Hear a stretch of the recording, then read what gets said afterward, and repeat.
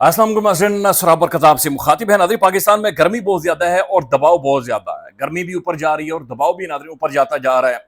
गर्मी का हाल ये है कि भाई पानी पिएं, ठंडा पानी पिएं, नींबू उसके अंदर निचोड़ें, इलेक्ट्रोलाइट्स अपने पास रखें जो ओआरएस वगैरह होता है, ताकि जो आपके जिस्म से नमकियात नहीं कर रही है कम अज़ कम वो उसके अंदर डालकर पिएं। ये जो प्लेन वाटर आप पी रहे हैं, खाली पानी आप पी रहे ग्लास के अंदर डालकर, उससे कोई फ़र्क नहीं पड़ेगा। ये सिर्फ आप पानी ये इसलिए अंदर लेकर जा रहे हैं कि आपने यूरिन पास करना है। यू नीड इलेक्ट्रोलाइट्स, आपको लेमन की ज़रूरत है, लिहाजा सत्तू शत्तू पिएं। इस तरह की चीज़ें पानी के अंदर घोल कर मिलाकर पिएं, ये आपको बहुत ज़्यादा हेल्प करेंगी। अब जो दूसरी चीज़ है, दबाव बहुत ज़्यादा है, तो उसका हल पता नहीं क्या है, लेकिन बहरहाल गर्मी भी है और दबाव भी है और ये दोनों चीज़ें ऊपर की तरफ जाती जा रही है। अब नाज़रीन, दो तीन खबरें। एक तो ईरान से जो बड़ी खबर है वो आपके सामने रख देते हैं, लेकिन पाकिस्तान में बड़ी खबर है। पाकिस्तान के फॉरेन मिनिस्टर और पाकिस्तान के जो डिप्यूटी प्राइम मिनिस्टर हैं, इसाक डार साहब। अच्छा, इसाक डार साहब ने एक बहुत बड़ी रिस्पेक्ट ग्लोबली गेन की है, नो डाउट। एक एक्सीलेंस, डिप्लोमेटिक एक्सीलेंस पाकिस्तान ने शुक्र अल्हम्दुलिल्लाह अचीव की है ईरान और अमेरिका वाले मामले में, और इस बात का एतराफ खुद ईरानियंस कर रहे हैं। अमेरिकन तो कर ही रहे, वो तो खैर नौसरबाज भी हैं बहुत सारे हवालों से, लेकिन ईरानियंस खुद कर रहे हैं। ये आपके सामने रखते हैं।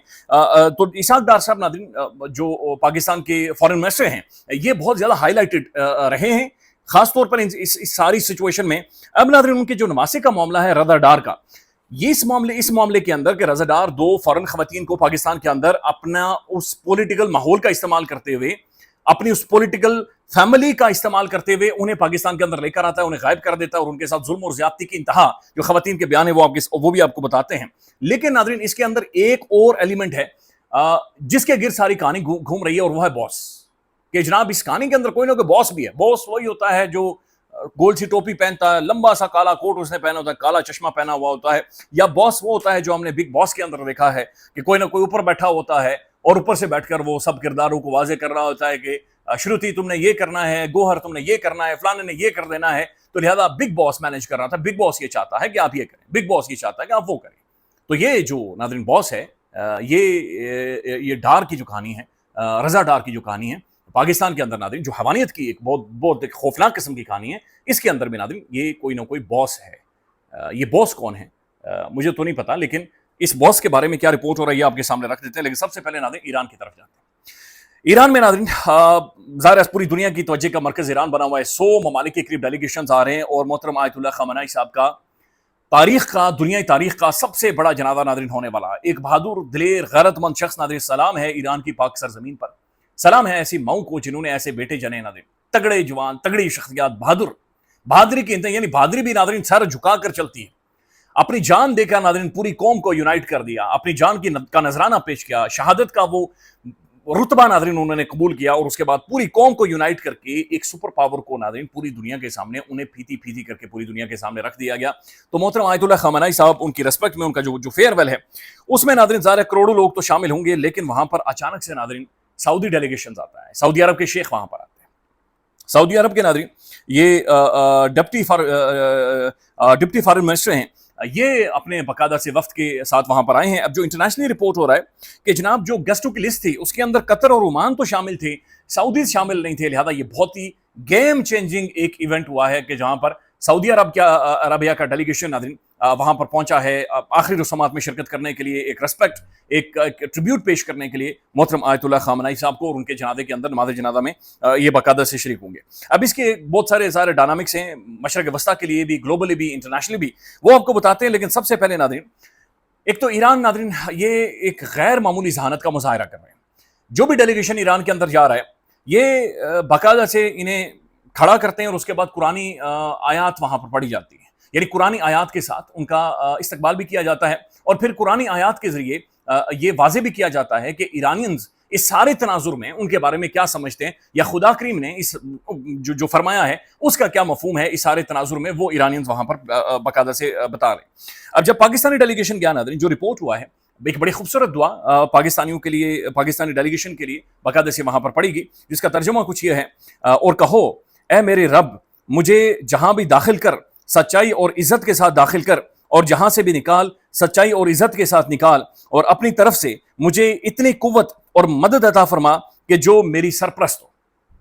अब जब सऊदी डेलीगेशन नाज़रीन वहां पर आया है, उनके लिए जो ग़ज़वा बदर था नाज़रीन, उस दौरान जो कुरानी आयात नाज़िल हुई थी, उनका तर्जुमा جب مفہوم میں آپ کے سامنے رکھ دیتا ہوں، کمی پیشی بالکل معاف کیجیے گا برائے مہربانی، میں بڑا ایک ادنا سا ایک چھوٹا سا مسلمان ہوں، لہٰذا چیزیں آگے پیچھے ہو سکتی ہیں۔ تو اس کا جو مفہوم ہے ناظرین وہ یہ ہے، جو ہی سعودی ڈیلیگیشن آیا، یقیناً تمہارے لیے ان دو لشکروں میں سے ایک بڑی نشانی ہے، یقیناً تمہارے لیے ان دو لشکروں میں سے ایک بڑی نشانی ہے جو آپس میں ٹکرائے۔ اس کے بعد کہا گیا ایک لشکر اللہ کی راہ میں تھا جو لڑ رہا تھا، اور دوسرا لشکر کافر تھا۔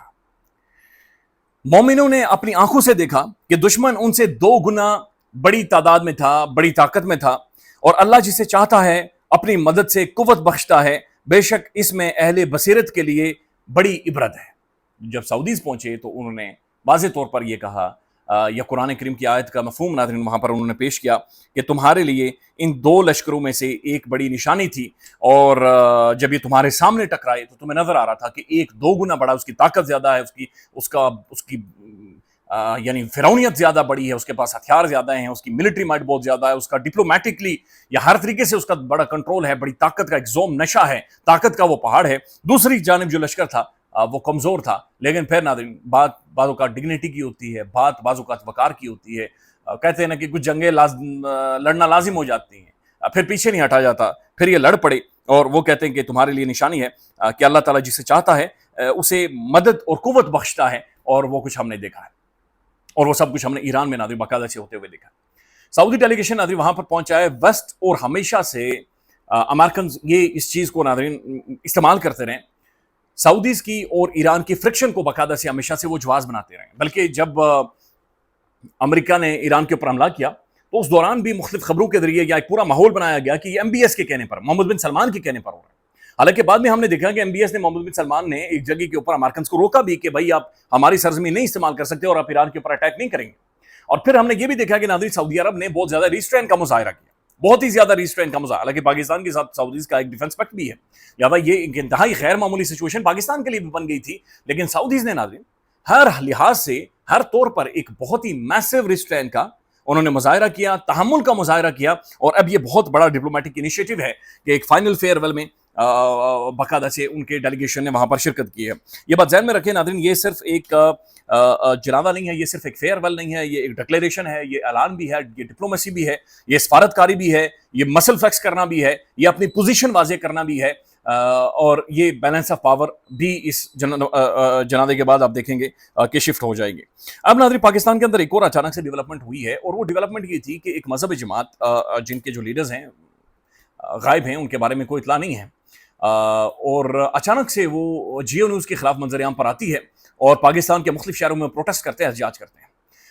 دیکھیں ناظرین، جیو نیوز کے اوپر ایک ڈاکومنٹری چلی، اس کے اندر کچھ ایسا مواد موجود ہے جو قابل اعتراض تھا، اس کے اوپر جیو نیوز نے اسے ڈیلیٹ کیا، اور جیو نیوز نے اسے معافی مانگی۔ جیو نیوز کے ساتھ میری کوئی ہمدردی نہیں ہے، لیکن قانون کو اپنا راستہ لینا چاہیے۔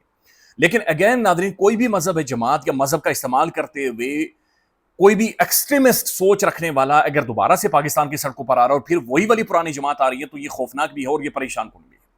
یہ کسی بھی طور پر ناظرین کہیں پر بھی قابل قبول نہیں ہونا چاہیے۔ ان کے ساتھ جو ظلم اور زیادتی ہوئی ہے وہ جسٹیفائڈ نہیں ہے، آئی ریپیٹ جسٹیفائڈ نہیں۔ لیکن یہ جو طریقہ ہے کہ پھر سے دوبارہ سے سڑکوں پر آ جانا، پھر سے وہی نعرے بازی، پھر سے وہی شور، اور پھر ایک مذہبی ساری اس ماحول کو کریٹ کرنا، یہ بہت زیادہ خوفناک ہے اور یہ بہت زیادہ پریشان کن ہے۔ برائے مہربانی ان چیزوں کی آپ نے ہرگز حوصلہ افزائی نہیں کرنی۔ بہت ضروری ہے کہ ان چیزوں کو انڈرسٹینڈ، جیسے لوگ کہہ رہے ہیں کہ بھائی یہ جو رضا ڈار ہے اس کے ساتھ CCD معاملہ طے کرے اور اسے ہاف فرائی یا فل فرائی کرے، بھائی یہ ظلم ہے، زیادتی ہے۔ CCD نے جتنے بھی لوگوں کو فرائی کیا یا ان کی جانیں لی ہیں، وہ ظلم کیا، زیادتی کی ہے۔ اور یہی بات لوگ یعنی بڑی حیرت ہوتی ہے، کہہ رہے کہ رضا ڈار کے ساتھ بھی یہی ہو، بھائی کسی کے ساتھ نہیں ہونا چاہیے، بدترین سے بدترین انسان کے ساتھ بھی یہ نہیں ہونا چاہیے، یہ جسٹیفائڈ نہیں ہے۔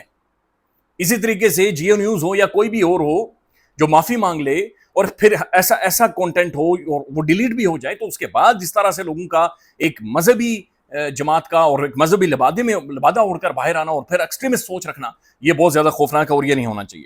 اب ناظرین، رضا ڈار کا جو معاملہ ہے، دیکھیں یہ معاملہ سمپل نہیں ہے، اور خواتین کے بیانات سامنے آ چکے ہیں، اور وہ جو چیزیں بیان کر رہی ہیں وہ انتہائی خوفناک ہے کہ ان خواتین کے ساتھ کیا کیا کیا گیا اور کیا نہیں کیا گیا۔ اب وہ جو کہہ رہی ہیں کہ بھائی ہمارے ساتھ ایک تو ظلم کیا گیا، زیادتی کی گئی، ہمیں ایکسپلوئٹ کیا گیا ہر طریقے سے، ساتھ ساتھ وہ یہ کہہ رہی ہیں کہ بھائی جان یہ کسی بندے سے بات کر رہا تھا جسے باس کہہ کے کہہ رہا تھا، اور باس کے ڈائریکشن کے اوپر ساری چیزیں ہو رہی تھی، اور بار بار یہ کہا جا رہا تھا کہ باس اسے کہہ رہا تھا کہ یہ کرو، باس یہ کہہ رہا تھا کہ یہ کرو۔ اب میں دیکھ رہا تھا کہ جو ذیشان عزیز صاحب ہیں وہ یہ کہہ رہے ہیں کہ جب کورٹ کے اندر یہ پیش ہوئے تو اس دوران باس عدالت کے ارد گرد کسی گاڑی کے اندر موجود تھا. اب ناظرین یہ باس کون ہے؟ اس سارے معاملے کے اندر یہ باس کون ہے؟ یہ کوشچن مارک ہے. یہ باس کون ہے؟ یہ کون ان کا ہینڈلر ہے؟ کون ہے جو اس ساری چیز کو یہ کرواتا رہا اور ہینڈل کرتا رہا؟ اس چیز نے جہاں پر پاکستان انٹرنیشنلی اپنے آپ کو ری برانڈ کر رہا ہے ایک پیس ایڈوکیٹ کے طور پر ایک بڑے بہتر طریقے سے، اس دوران ناظرین یہ سارا واقعہ ہو جانا، پھر پاکستان کے فارن منسٹر کے نواسے کی جانب سے ہو جانا، یہ انتہائی پریشان کن ہے. یہ ایڈریس ہونا چاہیے، خلاصہ ہونا چاہیے، اور خاص طور پر ناظرین باس کو جا کر گچی سے پکڑ کر باہر لانا چاہیے کہ بھائی باس صاحب باہر آئیں، چائے شائے پئیں، ٹھنڈا پئیں، ادھر آ کر بتائیں کہ یہ آپ نے کیا کیا ہے ان خواتین کے ساتھ اور یہ کیا ظلم کیا ہے. خیال رکھیے گا ناظرین، اپڈیٹ کریں گے. اللہ حافظ.